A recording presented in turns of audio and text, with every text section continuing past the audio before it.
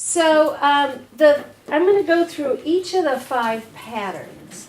All right? And please stop me if you don't understand some of this.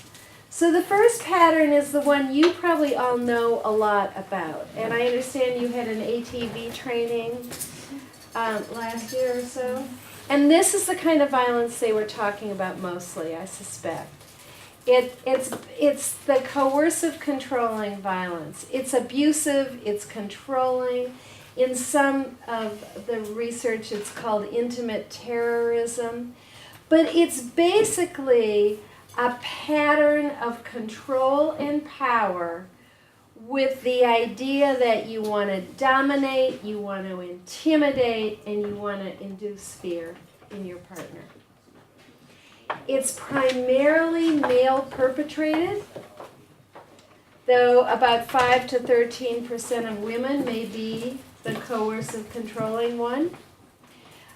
You see it mostly in battered women's shelters and in criminal court where you're sentenced to a crime. It is, even when you're looking at the big population, not the family court population, but in the big population, there's a lower percentage of this kind of violence than what I'm going to talk about next, which is situational couple violence. And the frightening part about coercive controlling violence is if the partner leaves, that's one of the most dangerous times, as you know. I don't know if you've seen the Duluth Power and Control wheel.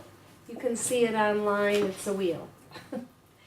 And it has the different kinds of violence in it. You know, physical violence, sexual coercion, economic abuse, intimidation, isolation, and verbal abuse. Those are the sort of all the power and control dynamic ways in which you can exert power and control.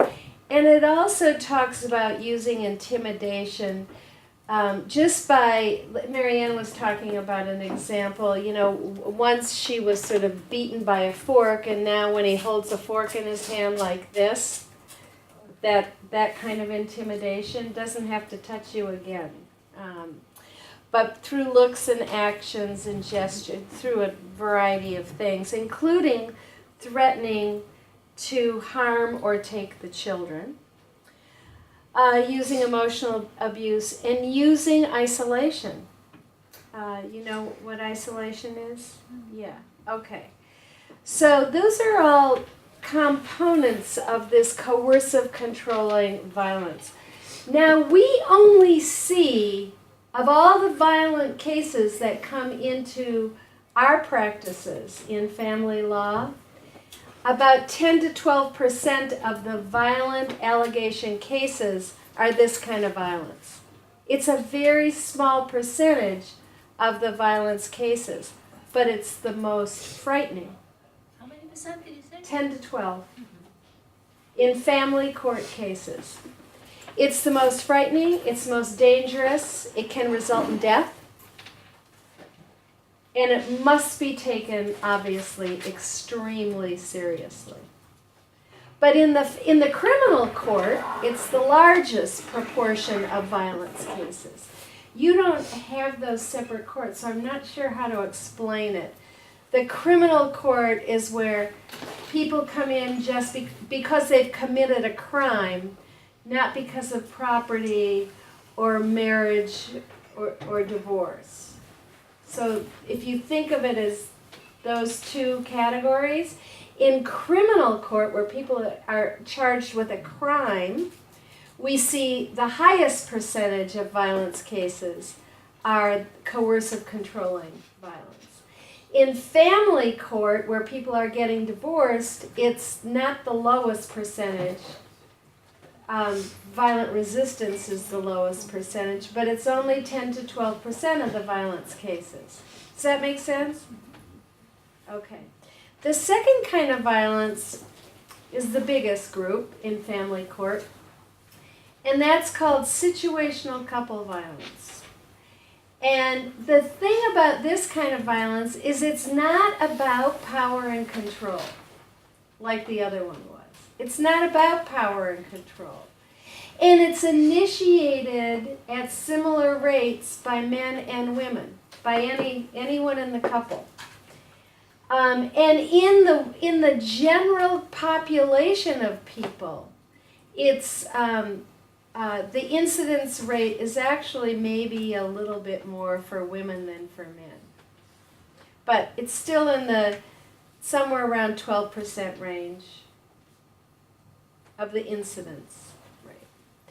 So what happens in this is basically it's people who have poor conflict management skills. They don't solve problems through discussion. They solve problems by name calling, by accusing each other of things, by arguing all the time. But the conflict can escalate into physical violence. And it's mostly kind of minor forms of violence. It's pushing, it's shoving, it's grabbing. It's not beating up. It's not threatening with a knife. It's not that kind of stuff. And the partners aren't fearful of each other. This is how they operate. This is what they do when they're mad at each other. And it generally stops after the separation. If they don't see each other, if they're not in contact with each other, it stops. Unfortunately, it's not unusual for a partner to find another partner just like it. The children are almost always exposed to this kind of violence because it's around them all the time. It's how their parents operate. It's how they solve problems. The third kind of violence is separation-instigated violence. And this is the kind of violence where it has never happened before. And it almost never happens again. But in the context of a painful separation, one person does a violent act. Like, I gave these examples the other day because they're fresh in my mind. A woman came home and found her husband in bed with the neighbor. And she threw a vase. And it hit her husband in the hand, and it was bleeding, and he had to have stitches. Went to the hospital, a violent act. But it had never happened before. There had never been violence before. And the prediction is there won't be again. But she was so furious that was her first impulse. You know, she got pretty primitive. That isn't her usual way of operating. How many of you would do the same? No! Don't do the same. So it's a reaction to the trauma of the separation or whatever it is. Generally, these people admit to it. They feel they feel badly about it. They're full of shame. They wonder why they did that. I don't know what got into me. I've never done anything like that before. And it may affect their parenting for a period of time. But it's not, once the parents separate, it's over. It's not going to happen again. We see a lot of that in family court. Just like we see a lot of situational violence. Those are really different from the coercive, controlling violence. Violence resistant is a fourth category where the partner uses violence to defend against violence, where they've been kind of abused, and then finally they've had enough and they do something violent, and that's the part that gets reported, the response, the resistance response. And it's like self-defense. It's often women using violent resistance.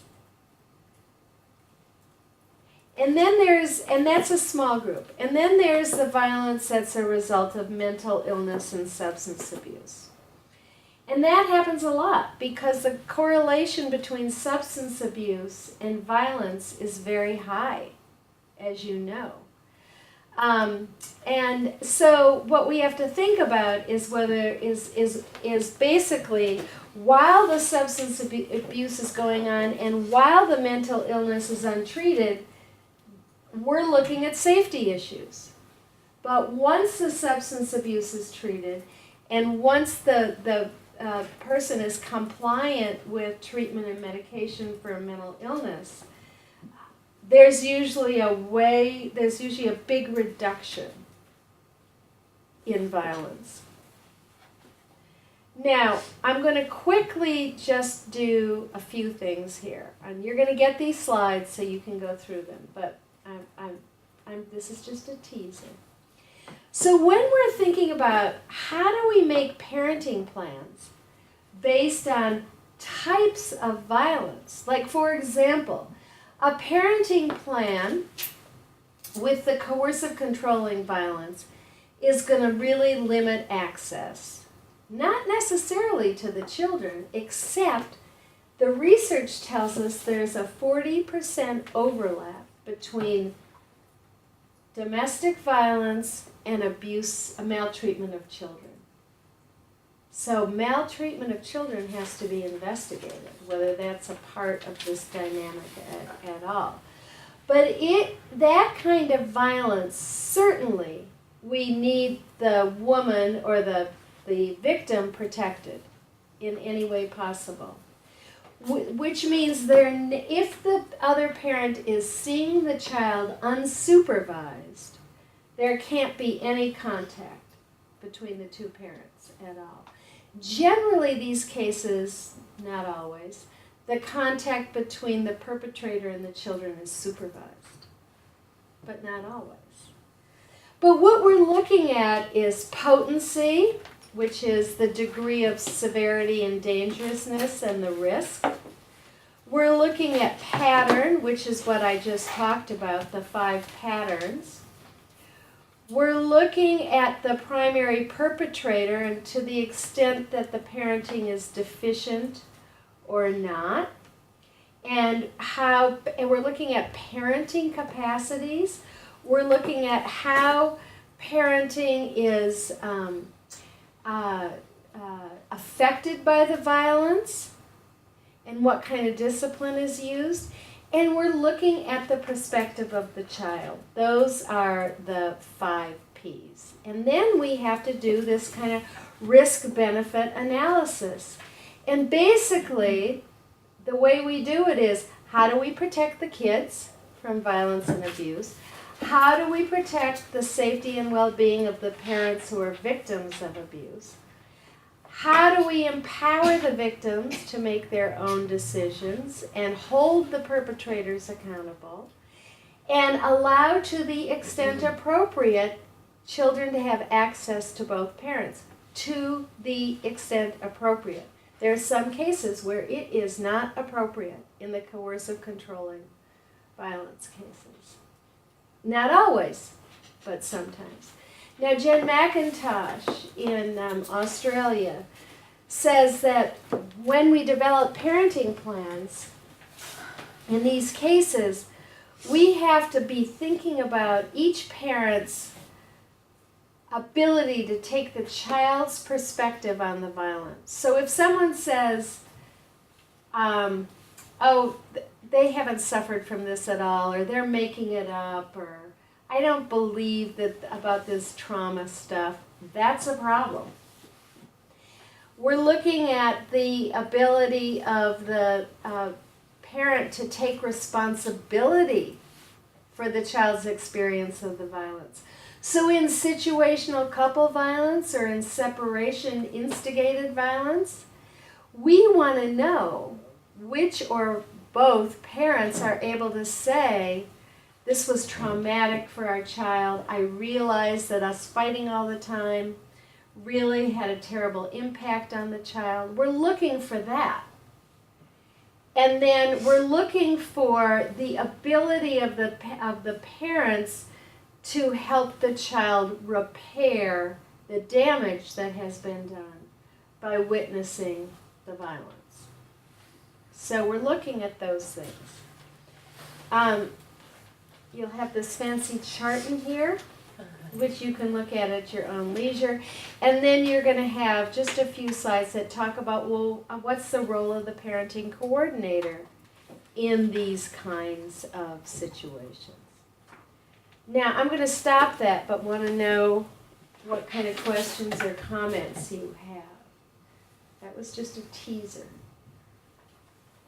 But the point of it is, we don't treat all violence the same in family court, and we shouldn't. And we're doing a terrible disservice to the children if we do. But we have to keep safety in mind first, of everybody. That comes first. We have to consider the parenting capacities and understanding of each parent second. And we have to consider the perspective of the child third. And then we're able to create a parenting plan that's appropriate. Teased? Are you teased?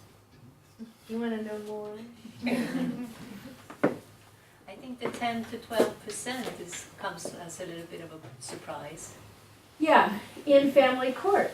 Yeah. In family court, not in criminal court. No. In criminal court, it's the bulk of the violence, and often it's someone who murdered their spouse or partner in the United States, and they're in criminal court, charged with murder, or they're in criminal court charged with abuse through violence. But in family court, we don't see many of those cases.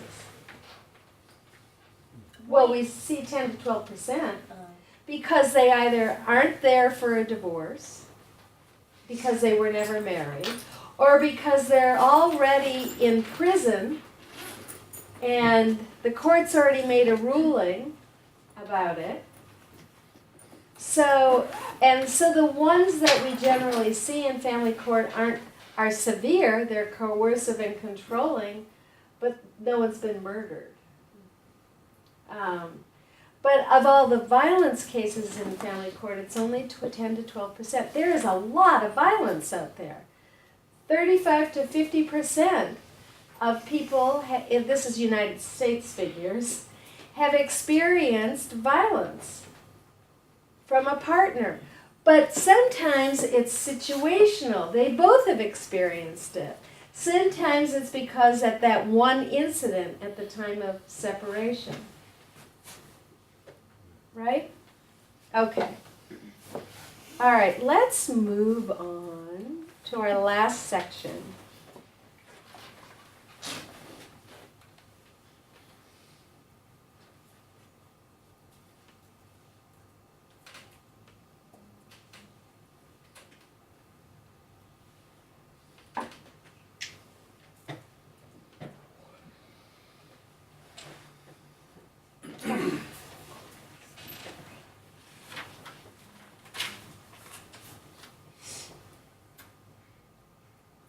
Okay. We're going to talk about abuse or alienation. Why would I have those two things together, abuse or alienation? Yeah, you have to explain it because I don't really understand the sentence. So, we often have this political dilemma. And it often breaks down into gender lines, but not always. Where a mother, and now it can go the other way around. So I'm going to do it that way. Where a mother or a father allege that the other parent has abused the children, and that's why the children won't see that parent. The other parent says, I never abused the children. That other parent is alienating the child from me. Do you have that dispute here? That's why I'm calling it abuse or alienation. All right? Okay.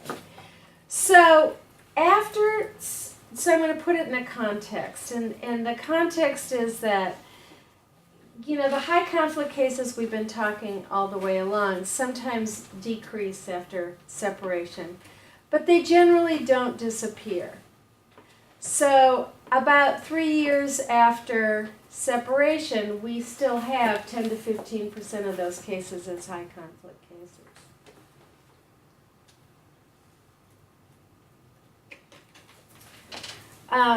The sort of history of the alienation is that it's always been, since about 1900, people talked about poisoned minds. So they talked about children resisting visitation, and they talked about it as poisoned minds. In 1987, Richard Gardner coined a term, PAS, or Parent Alienation Syndrome. Have you heard about it? Well, it was an important concept because it got us thinking about it, but it was inadequate. It was based on his personal experience. It was a top-down model where the mother alienated the children from the father, often alleging sexual abuse, and the child was brainwashed. That was the Richard Gardner model, and it was called PAS. Well, it has been challenged so many times in courts in Canada and the United States, and it doesn't meet the standards of evidence that are required in North America. In 2001, Janet Johnson again and Joan Kelly wrote an article where they said there is no such thing as a parent alienation syndrome. It's not a syndrome, and it's not a mental disorder of the child, as a group who was forming the diagnostic manual of mental disorders were trying to push through, a small group. And it's often not all the fault of one parent. It's more a system view, mother, father, child kind of thing. And they put the focus on the alienated child rather than on alienation syndrome, or one parent doing something to someone else. And that we needed to look at both parents, and we needed to look at the vulnerability of the child. And we needed to look at the fit or the relationship between the parent and the child. And we needed to consider things like rupturing events. Was there something a parent did that caused this? We needed to think about how exaggerated and repeated responses to just kind of poorish parenting flaws become the story of this abusive parent. We needed to think about what the child's exposures were to the allegations that a parent made and to the parent's approval and attention. Now, this is a chart that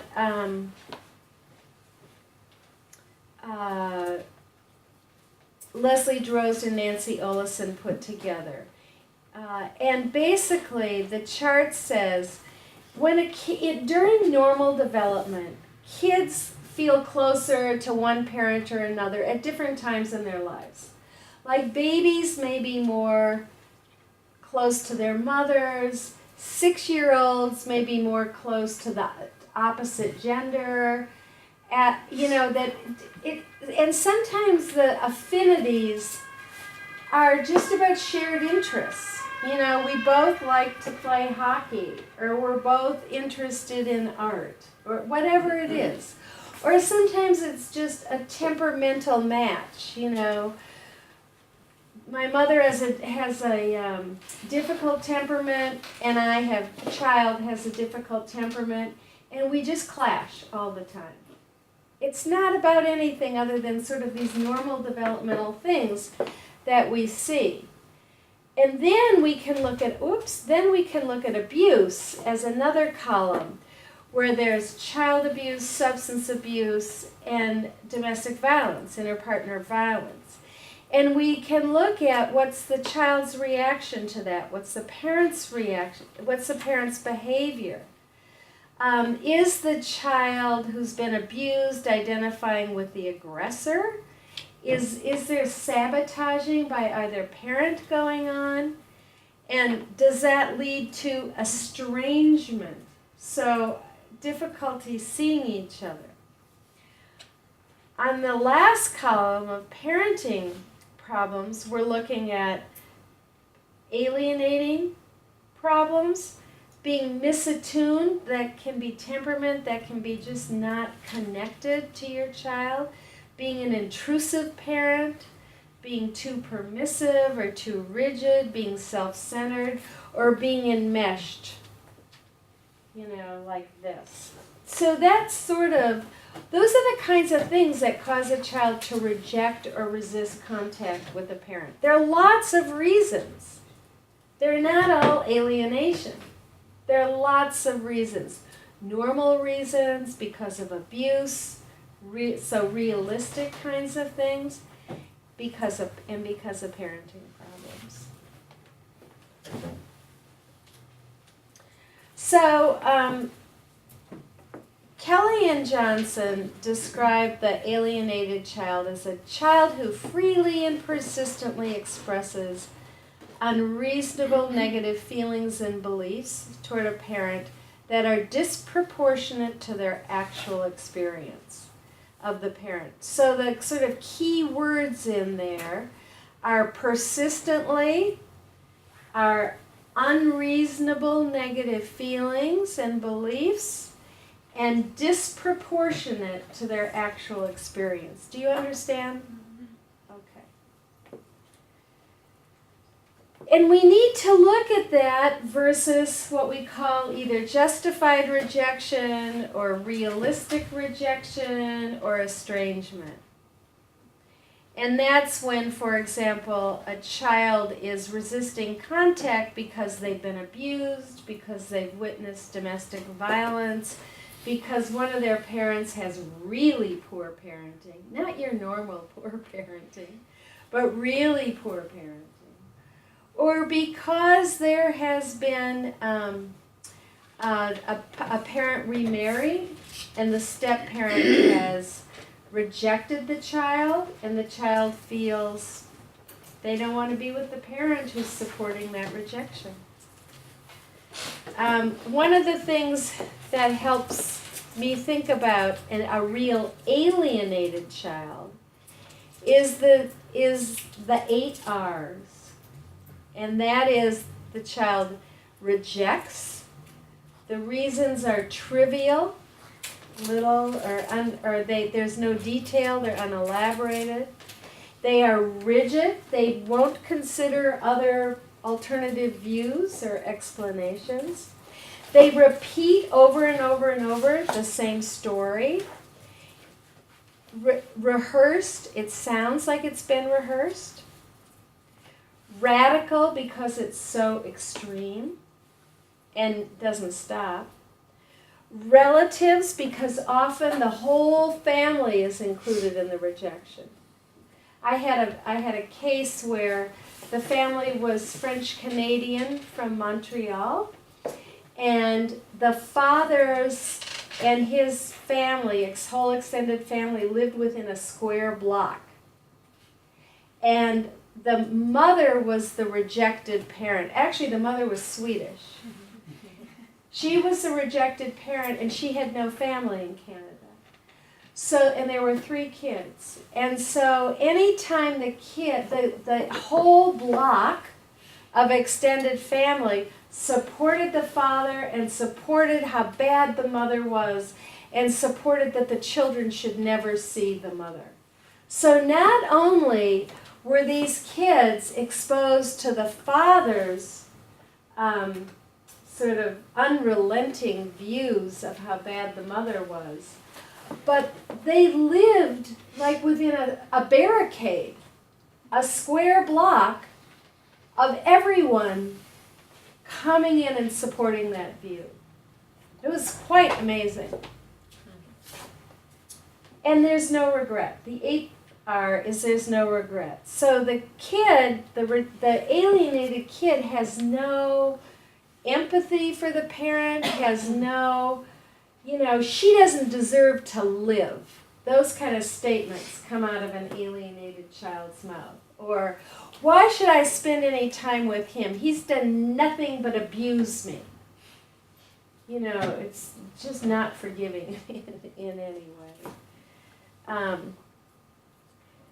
Now, in high conflict cases, general alienating behavior by a parent is not uncommon. It's common. And that kind of behavior is things like disparaging or demeaning comments about the other parent. And it can even escalate to actively trying to undermine the other parent's relationship with the child. And often one parent, that both parents aren't going to win the Parent of the Year award. Both parents are engaging in poor parenting, but one is the one who's keeping the children from the other parent.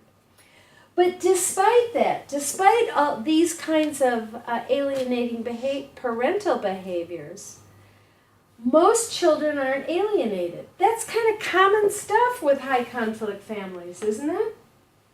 So only about 20% of those kids become alienated. Why? What is it about those 20%? We want to know that.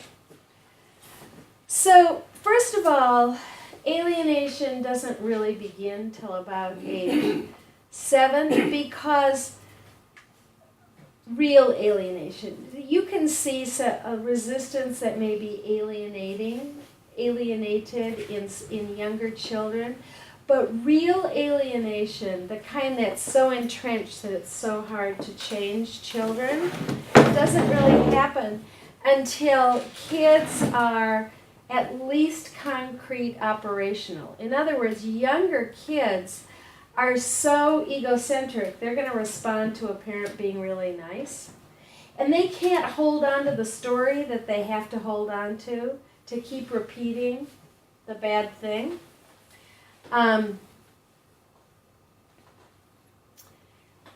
But what happens is sometimes really quickly the case can change over time.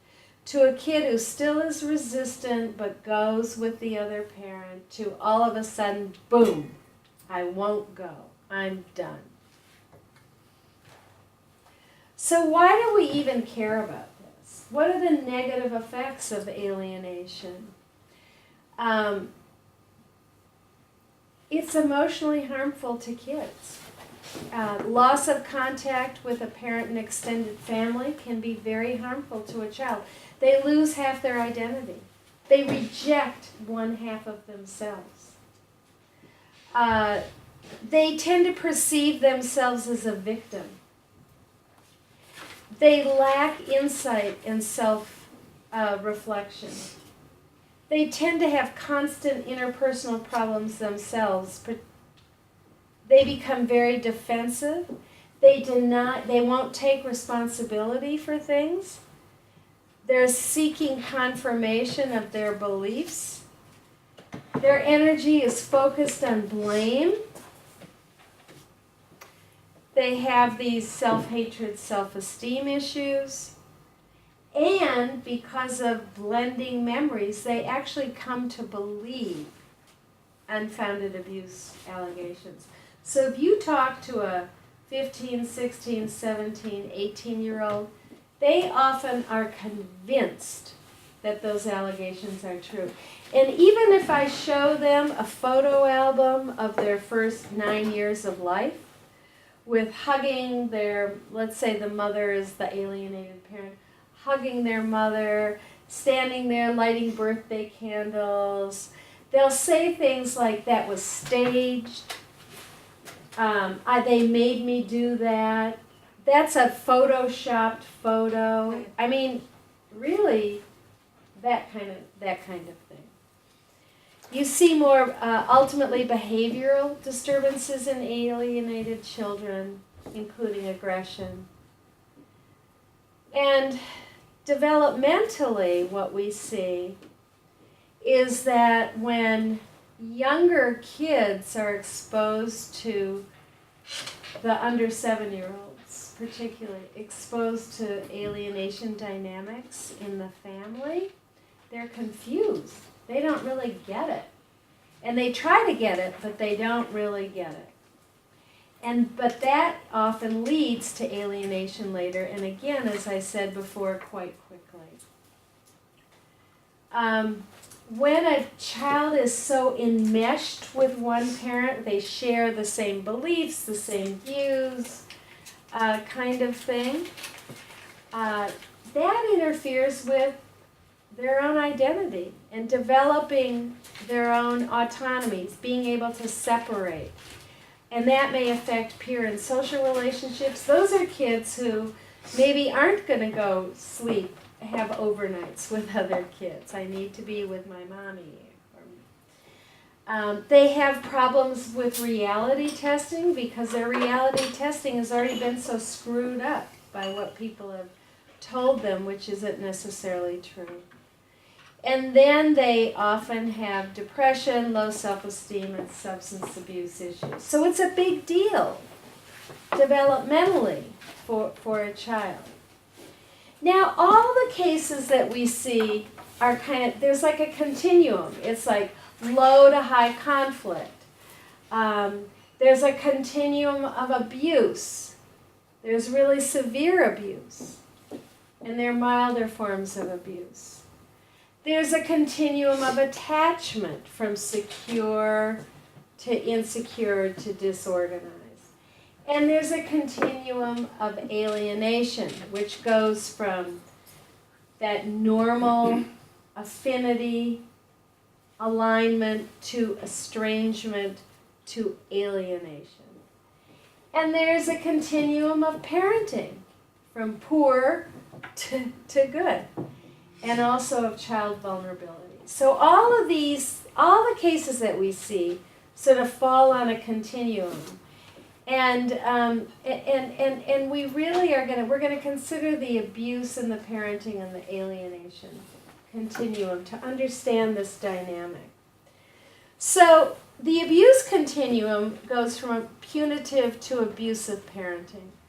So the cases that we see, pretty much usually the kids are in the middle, they're used as messengers, all those things that we talked about before that are bad for kids.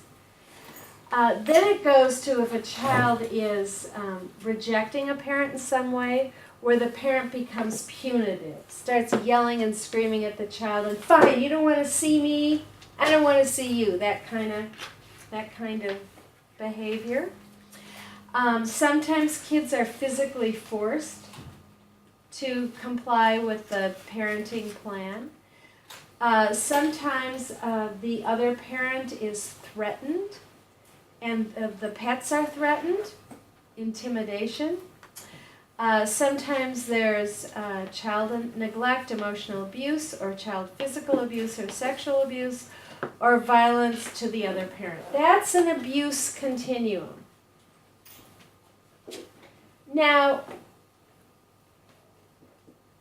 then there's the parenting continuum. So there are good enough parents who are, authoritative, warm, empathic, etc.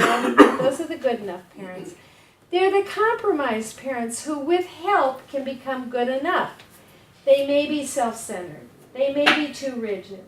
They may be harsh. They may be critical. They may even be non-empathic.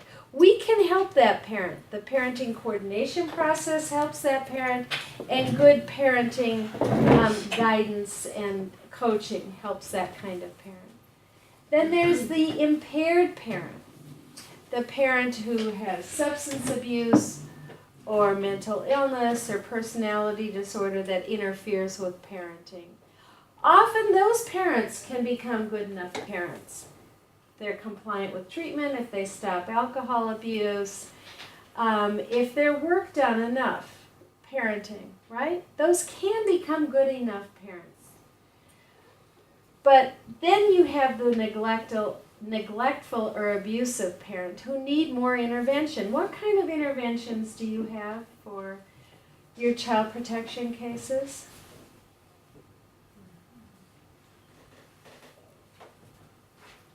I thought you did. I thought there was some project or other. Yeah. Yeah, there is. Yeah. Yeah, so you have some interventions that try to deal. It's hard. It's hard, and they're not always successful, right? But when we're talking about a parenting continuum, we're also talking about disciplinary style, which we've already talked about. So a perfect alienation case is a permissive parent who's the favored parent, and an authoritarian parent who's the rejected parent. And the authoritarian parenting gets translated by the permissive parent into abusive. But it's not abusive. It's authoritarian, rigid parenting. We have tons of authoritarian, rigid parents who are not rejected and who could use their help being more attuned to their children or understanding the benefits of more authoritative parenting, but they're not abusive. But an alienated child, with the help of their permissive parent, translates that into abuse. Have you seen it? Yeah, you've seen it. So the alienation continuum goes from no alienation to, support for the involvement of both parents, to being exclusive of the other parent, including, I'm not going to tell you what's going on in my life, to a parent who actively induces a loyalty conflict. If you come with me, oh, it's too bad you're spending the weekend with Mom, because I was going to go to the amusement park with the water slide with all the cousins, right? So creating a kind of loyalty conflict that also may even be things like, I miss you so much when you're gone. It's really hard for me when you're gone, but I try to keep busy, and right? You see that too. Two, along our continuum, actively interferes with contact with the other parent. Two, expresses all these negative beliefs about the other parent, like that sometimes it is, things about the end of the marriage. We'd all still be together if your father hadn't left us for her. That kind of statement, you've heard that? Us. To communicating that the other parent is neglectful, I'm going to give you a cell phone. So if Mommy doesn't feed you, you call me right away, right? I'm going to pack your lunches and I'll just drop them off at the bus stop because I know you don't like the food that Mommy gives you. To things like, make sure you tell Daddy every time he's driving too fast. Or, you've got to be really careful that Mommy doesn't hit you again.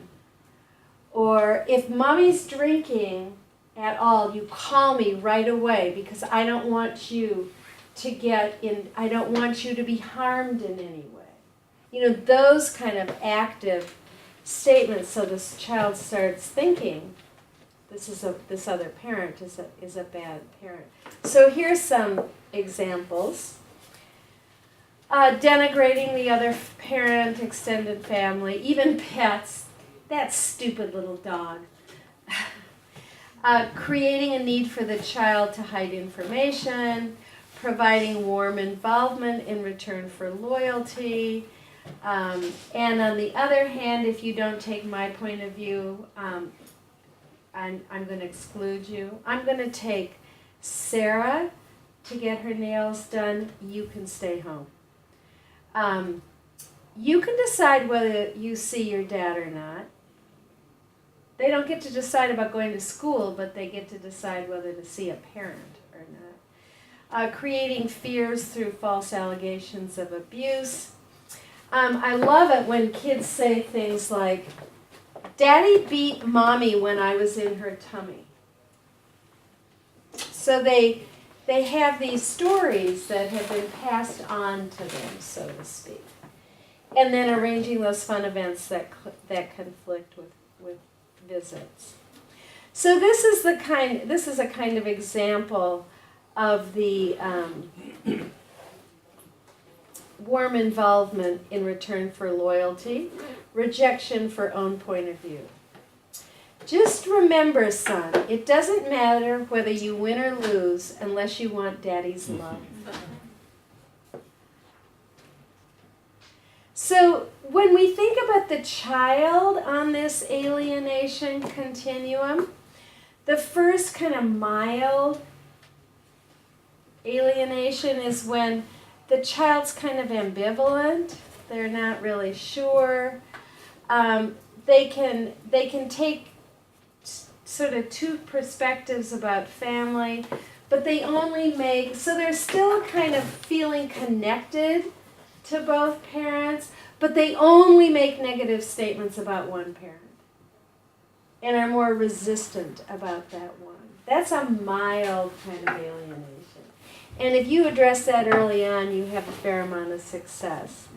There's this, then you kind of move along and you've got the child who's more entrenched, is going to tell more people complaints about the other parent, often about, my mother's whole family is crazy, they all drink, those kind of statements.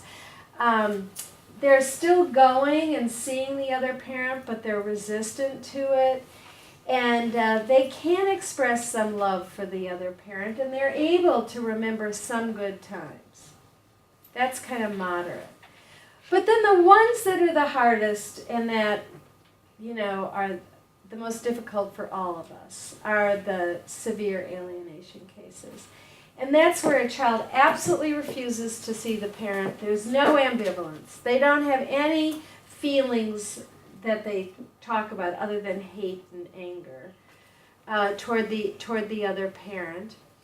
And the behavior doesn't match the other parent's actions. So the rigid parenting turns into severe abuse.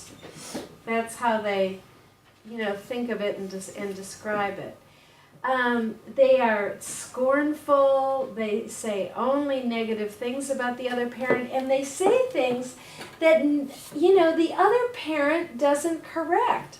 Like, who allows their child to say such negative things about any adult in their life? You don't allow your child to laugh and snicker and say, he's such a fat old slob.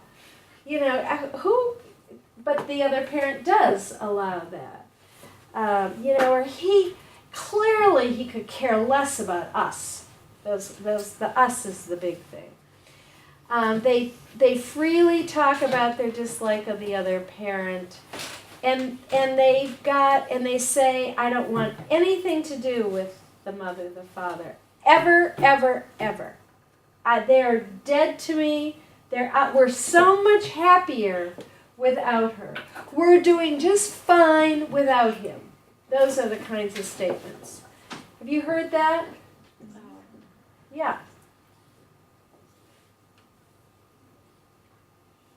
And then, of course, we don't even have to go through that part. But let's talk about child vulnerability. Why is it that 80% of kids don't get to the place of severe alienation, or even moderate alienation? Why is that? They get to mild alienation, for sure. So one is their temperament. So Sometimes when you have a kid with a difficult temperament, they're more likely to fall in, doesn't mean difficult temperament alienation. It means if there's the potential for alienation, you may find that more with a child with a difficult temperament than one who has sort of an easy, or a difficult or a slow to warm up temperament. But an easy temperament, you don't find it so much. There's usually some underlying anxiety, fearfulness, or withdrawal in a child who tends to be more vulnerable to alienation. They often have an insecure attachment to both parents.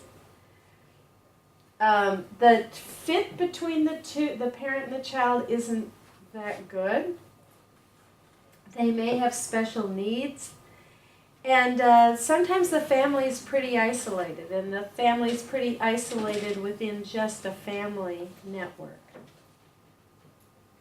So you have to think about vulnerable children and how that leads to this.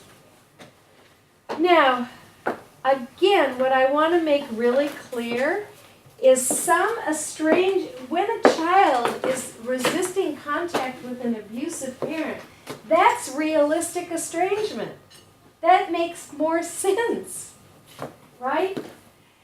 When sometimes the child has this attachment to the abusive parent. And often in alienation cases, the child is enmeshed with an emotionally dependent, needy parent, which might be the case we don't know, with your kid. And then the most severe cases, which is the folie à deux, it's when the parent has a delusional belief about the other parent and is disturbed and thought disordered, and the child shares that same delusion.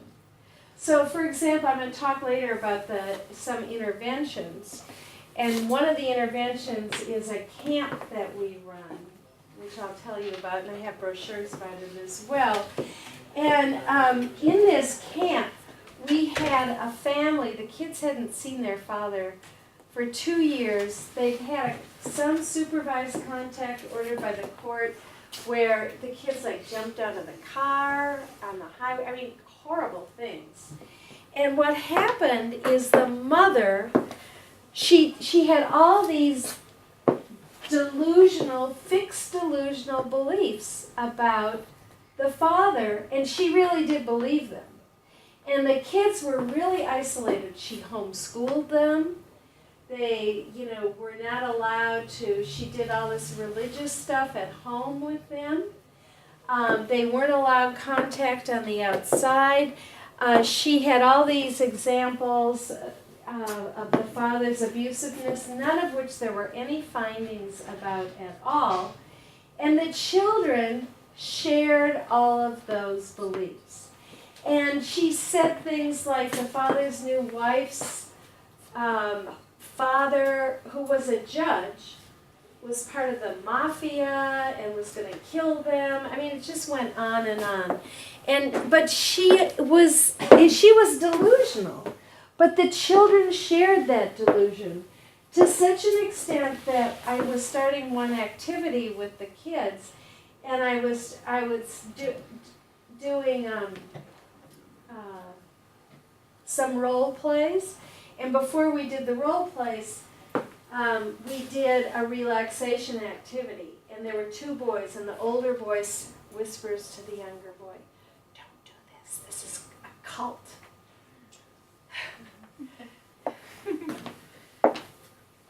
Whoa.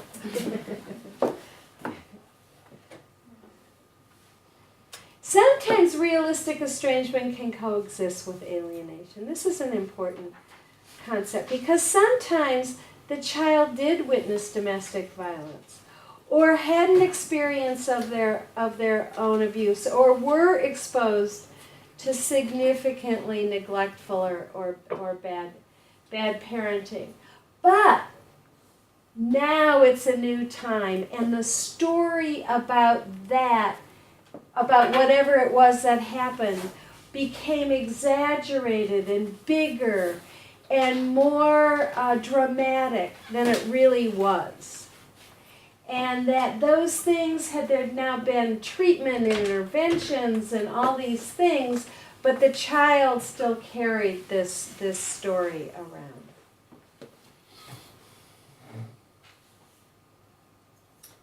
I just want to say here that there are a significant portion of cases in which alienation is alleged, but they're not alienation cases, as you well know. They're abuse cases. They're realistic estrangement cases. Now here's what happens with the kid.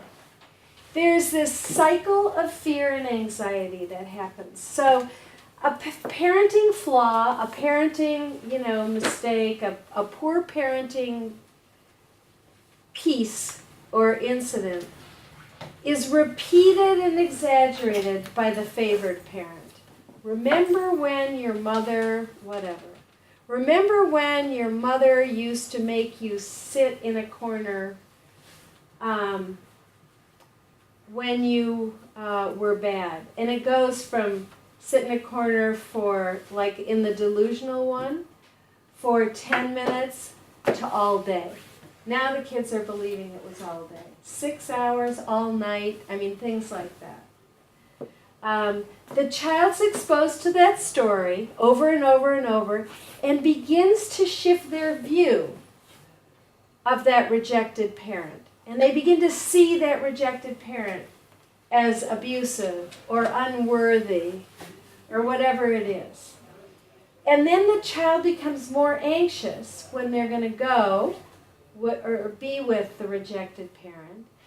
And then because they become more anxious, they want to avoid that anxiety. And so they try to avoid it. And they begin to reject that other parent. And then that distress of the child triggers more protection, attention, concern from the favored parent. And then the cycle continues. So that's the cycle in the child that we have to interrupt. But we can't interrupt that cycle in the child alone, right? We have to interrupt that cycle with the whole family. You can't just work with the child because the child's living with the favored parent who's part of the cycle of fear and anxiety.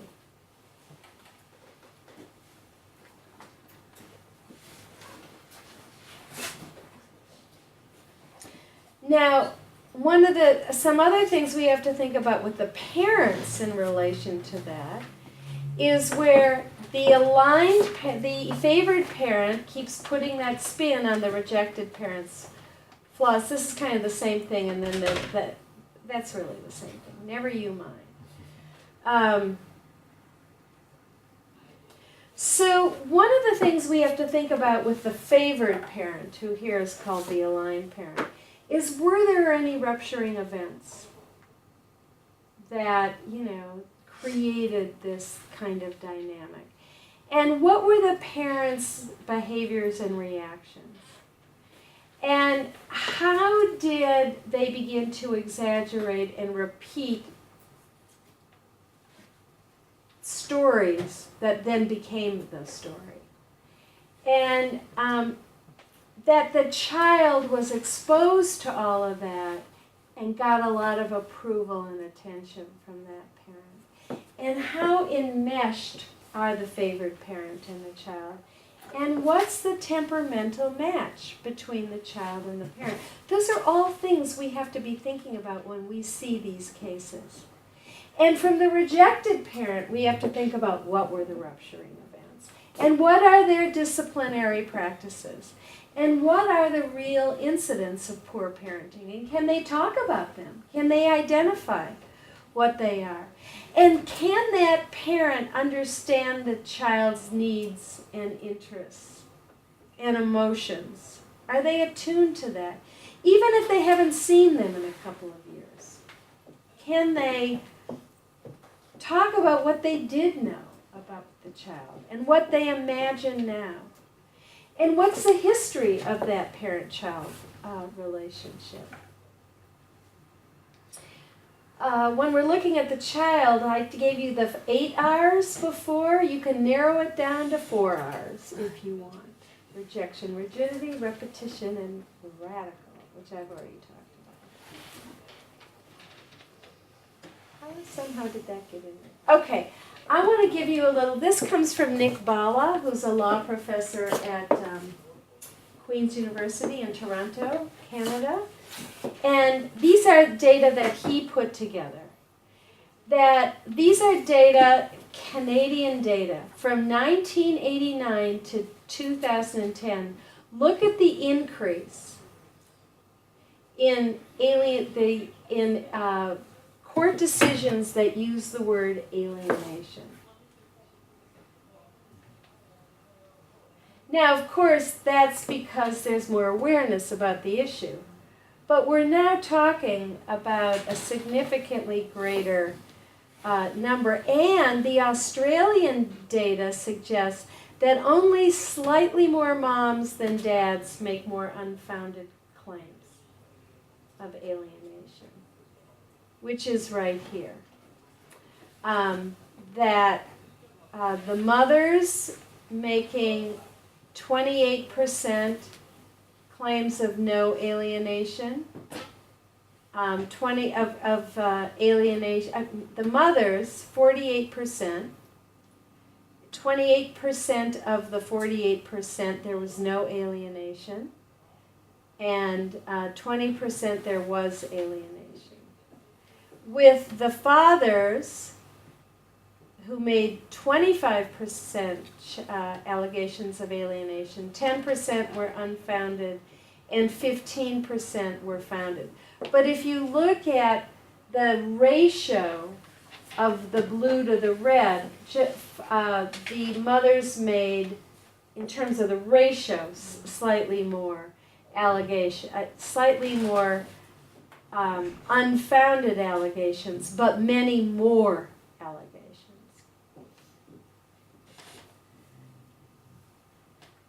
So these are Australian data as well, which show us that it's the residential parent who usually successfully alienates. 83% were residential parents in Australia. 6% had contact, 11% had shared parenting. So these are data from England and Wales, Canada and Australia, which show that alienation is found by the court in approximately 50% of cases where it's claimed. You can see the numbers go from 49% to 63% actually. So the legal issue, the first issue in the court is there alienation or is there justified rejection, which is often abuse, but not always.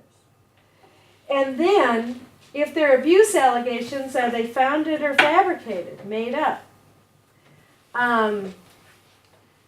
It's common to have unfounded sexual abuse allegations in these alienation cases. And when there is a justified rejection, it's often a history of sexual abuse. And sometimes it's the abusive spouse who's the alienating parent. That's kind of ugly. Now, then the issue is, how's the child heard and how does the court understand the child's voice if it's an alienated child? That's interesting. So one of the problems is when you've got these kind of cases, you often will have a custody evaluation, right? But those take a lot of time. And while those are happening, guess what? The alienation is going on and on and on. Sometimes those assessments, how long are your custody evaluations usually take? Up to a year. Yes, ours too. So another year has gone by. That's what, so this is a dilemma for the court. What do we do in these cases? So We can do something with a coercive legal response, or we can try to alter the attitudes of the parents, the attitudes of the children. Those are really kind of our choices. And what should the judge's response be when there's an order for access and parenting and it's not followed? What should the judge do?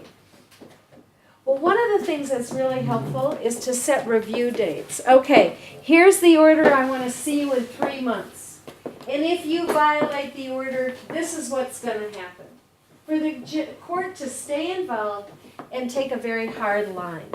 That can be very helpful, though not always. It can be helpful for the court to order some kind of an intervention. Sometimes the court is going to change the custody arrangement. Sometimes the court just gives up.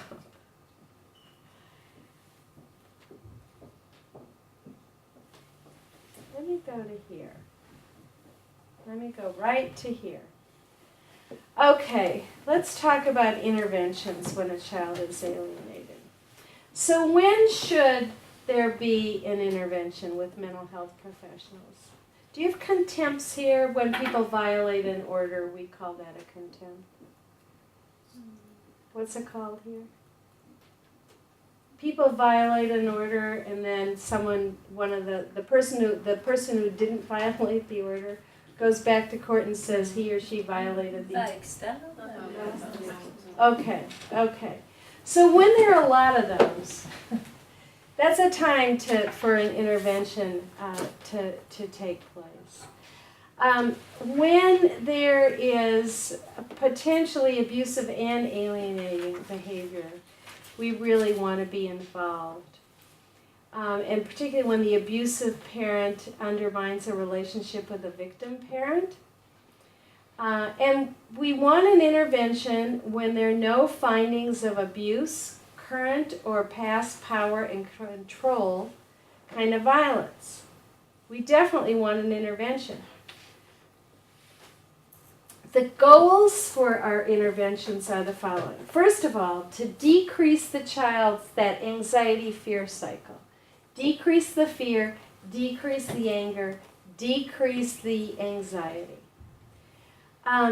To expand the child's and the parent's points of view so they don't see things through this narrow, rigid lens, but see things much more broadly.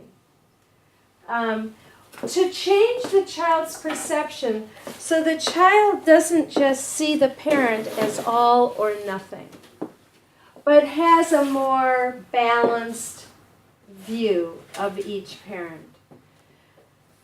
To reduce the parents' polarized views of each other, all bad, right? To change that, open that up a little bit.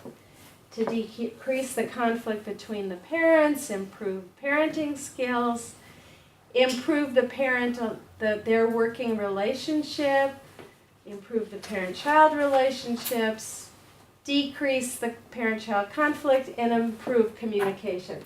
Now, how would you do all that? I mean, come on, right? How do you do all that? Oh yeah, we'll do weekly psychotherapy. We'll have them come in, the family come in once a week. And then the mother will have therapy, and the father will have therapy, and the child will have therapy, and we're golden. Got it done. You think that'll work? No, it never works. It can work in those mild alienation cases that we talked about where the child is still having contact, right? It does not work in even the moderates, certainly not the severe alienation cases. No way. But what we do know is interventions that incorporate everybody, the whole family, for blocks of time. You got to live with them, basically. Not weekly psychotherapy. Are more effective.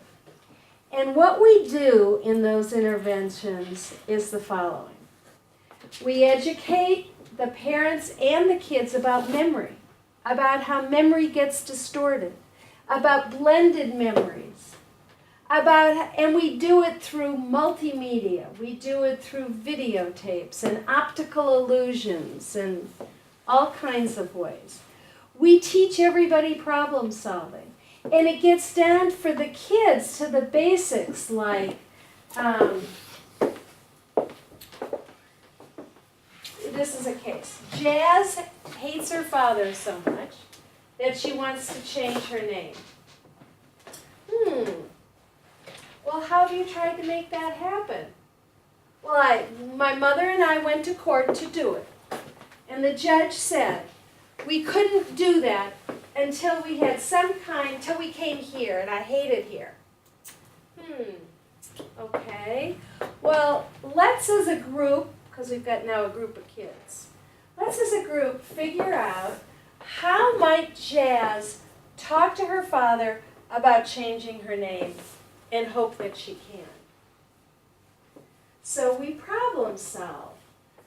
You know, we say things like, kids say things like, threaten him, tell him they're brainstorming.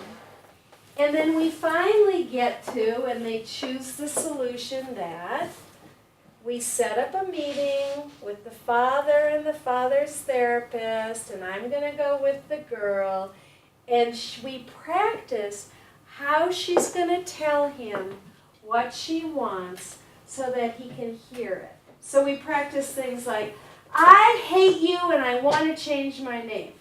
Well, and then everyone in the group says, oh, I don't think he'll hear that. I don't think that's going to work. And then we come up with a script that everyone agrees is probably going to work. Right? So then I quick call or talk to the father's therapist and I say, you got to coach him about this. You got to tell him, help him respond. Help him respond to this. So this is a kid who's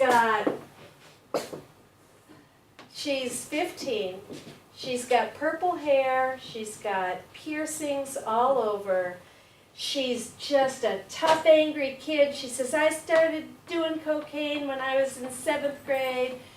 You know, she's very tough kind of kid.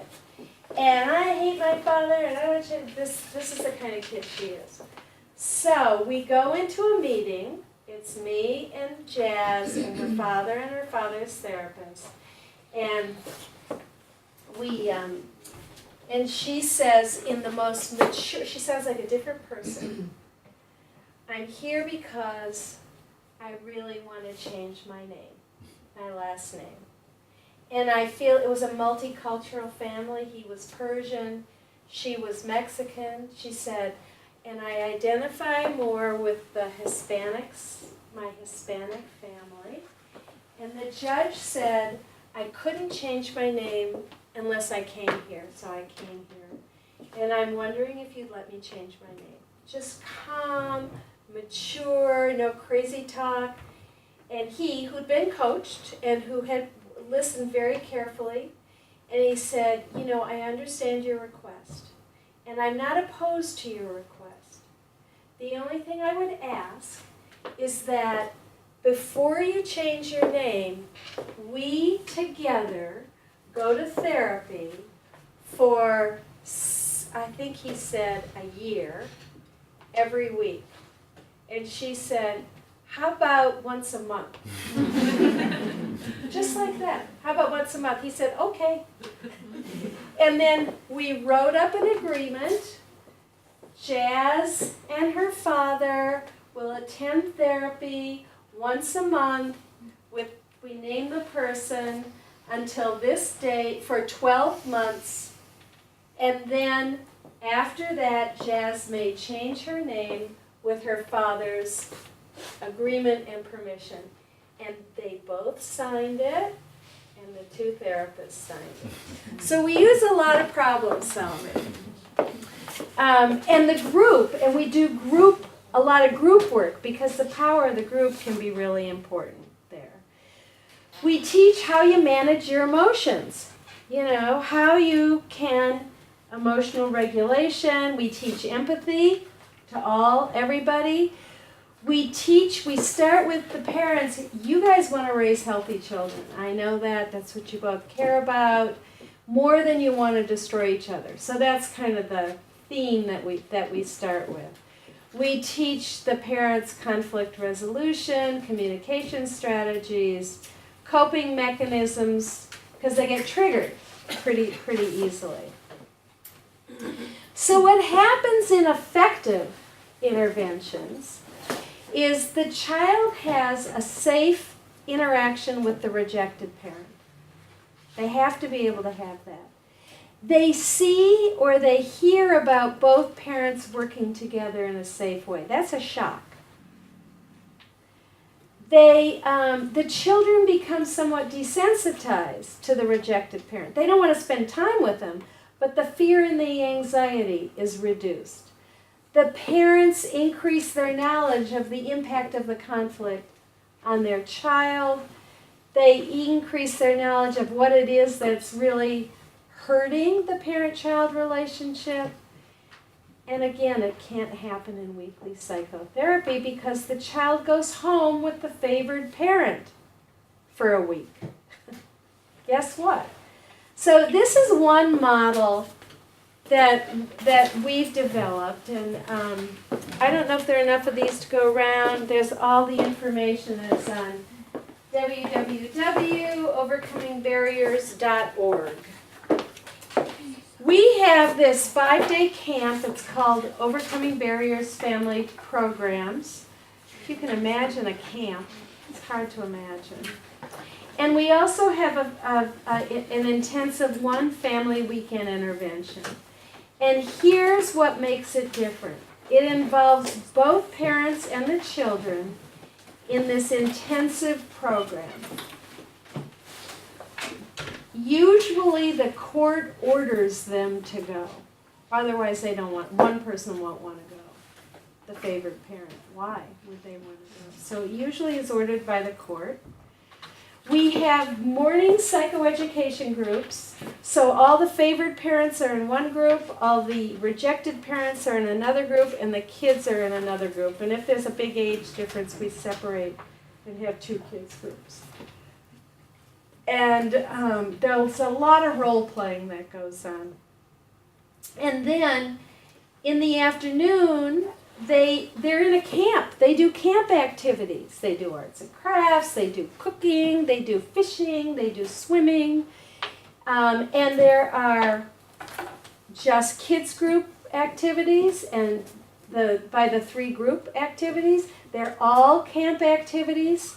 Everyone has lunch or has dinner together. And we have seating, place cards. And we don't ever put a child next to a rejected parent. We put a child next to someone else's rejected parent, but not their rejected parent. And then we do all camp activities, ghost stories, music, talent show, that kind of stuff. While all of that's going on, we have in the afternoon these intensive family interventions. And we pull out different family members, like Jazz and her father, or the 2 parents, or the 2 parents and the kids. Every day, some combination of every family has an intensive intervention with each of the group therapists who are part of the intervention. We also have a strategic use of camp activities to engage.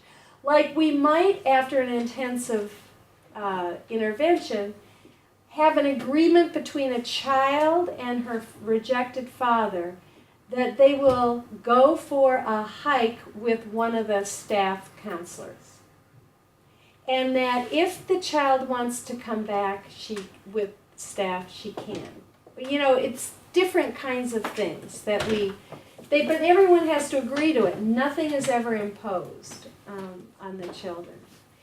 And then at the end of the camp, we're exhausted, and but we develop these really detailed aftercare plans, which involves a parenting coordinator, Usually there's a therapist for the child.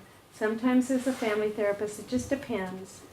Usually they go back to court and report what happened, or somebody goes back to court and reports what happens, so that there's immediate follow-up. Otherwise they get lost, totally lost, and they go back to where they were.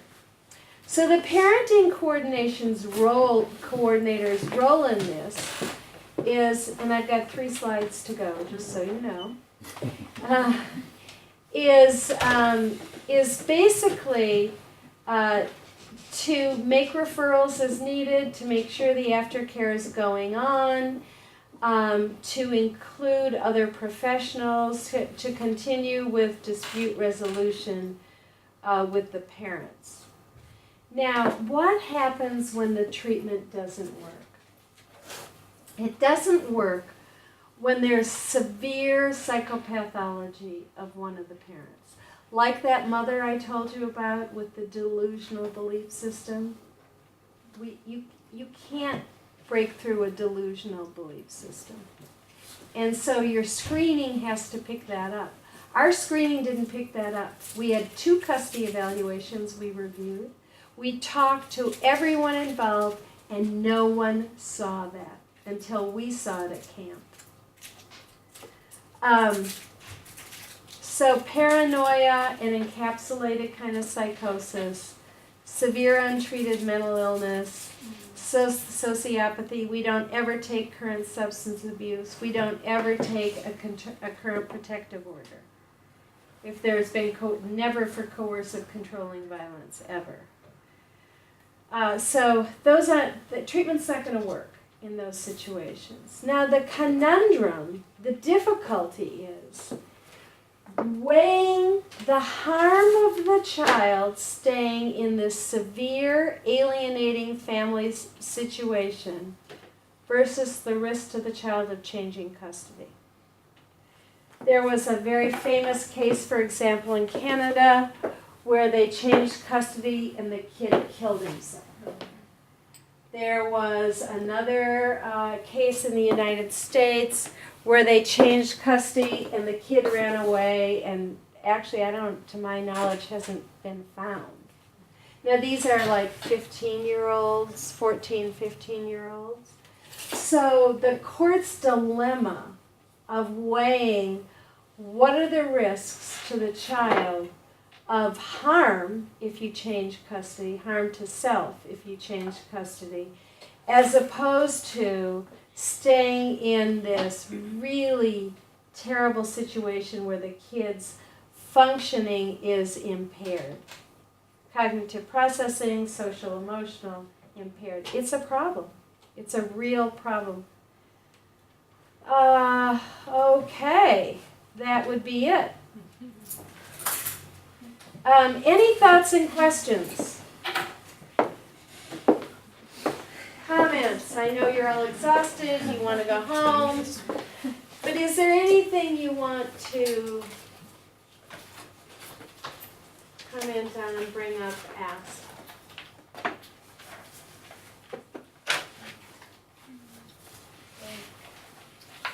Go ahead. Well, I'm just wondering, I'm too tired. I know. But thank you. Oh. You're too tired to wonder. But I have. All right. Well, you've all been wonderful, and I thank you for your attention. I thank you for your wonderful comments. I thank you for your participation, and I thank you for being willing to be exhausted listening to English for 2 days. And we thank you.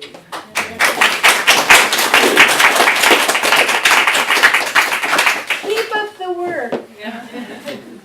Okay? Until next time. Yeah, that'd be nice.